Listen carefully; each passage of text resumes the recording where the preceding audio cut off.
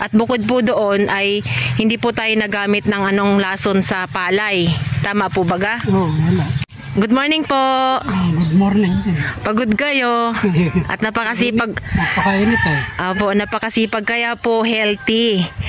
Kasi ginagamit po yung energy natin, no? Lalo na po sa umagang ito. Ay sir, tanungin ko lang po, ito po yung pangalawang gamit nyo na po ng organic, tama po? Oo. Eh, kamusta naman po yung una ninyong gamit? Ano naman po ang inyong masasabi? Okay lang naman. Mataas ang recovery ng palay. Yan, mataas ang recovery. Ay, dun po ba sa naging gastos ninyo, ay ano pong masasabi ninyo? Yun po ba nakatipid kayo or ano po?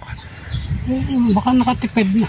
Oo, dahil yung inyo pong, ang atin pong tinotal, yung mga binili po ninyo lamang ay nasa halagang 10,500.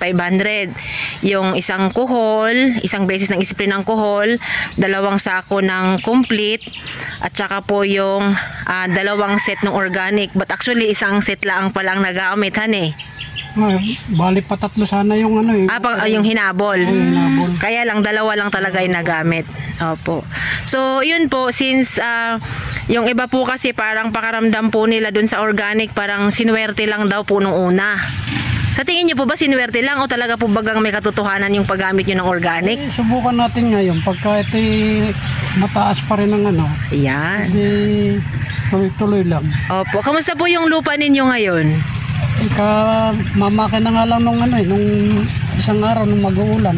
Kaya namaki na lang. Opo. Wala pang irrigation eh. Wala pang irrigation. Ulan pa lang po ito. Pa lang. Opo. Pero yung lupa ninyo may pinagkainaba na ba sa dati? Parang nang malambot na ano. Opo. So ngayon po kayo ay nag-spray ng MI. Sa unang atake ng lupa. Kasi wala pang irrigation. Tubig ulan pa lang yan. Tapos nung panagalaw yung lupa ay nagpa-spray na siya ng Organic Fall Harvest Microbial Inoculant. Ayan po. So, naging masaya po kayo doon sa naging harvest at balita ko po mas masaya kayo doon sa nangyari sa yung recovery ng inyong pabigas. Pinabayo po ninyo na ilang sako yun? 13. 11 sakong nilabasan.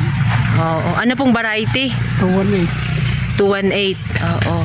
Napakaganda. 218. At 13 yung palay at 12 yung naging... Ay, 11 yung bigas. So, 2 sako lang yung naging ipa niya. So, maganda nga po yung recovery, no? At bukod po doon ay hindi po tayo nagamit ng anong lason sa palay.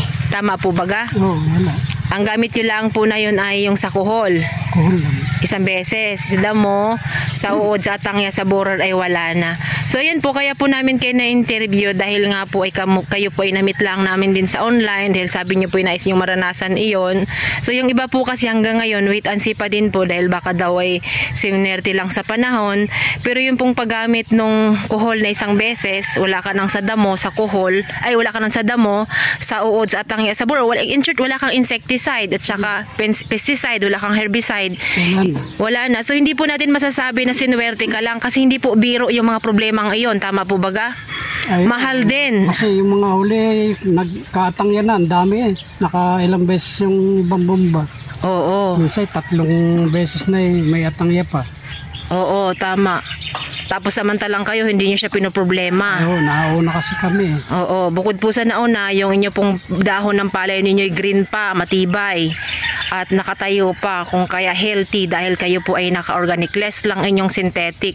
Sa 6,500 square meter ay nakadalawang sako kayo na triple 14.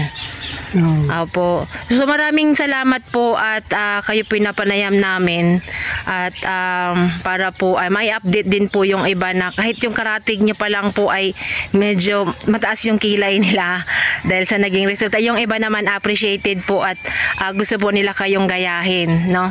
So sa lakas po ng loob, kayo po yung pinakamalakas ang loob sa kawainin kasi kayo po yung nagtiwala, although hindi nyo kami kilala, pero ayan po, naging matagumpay naman po tayo.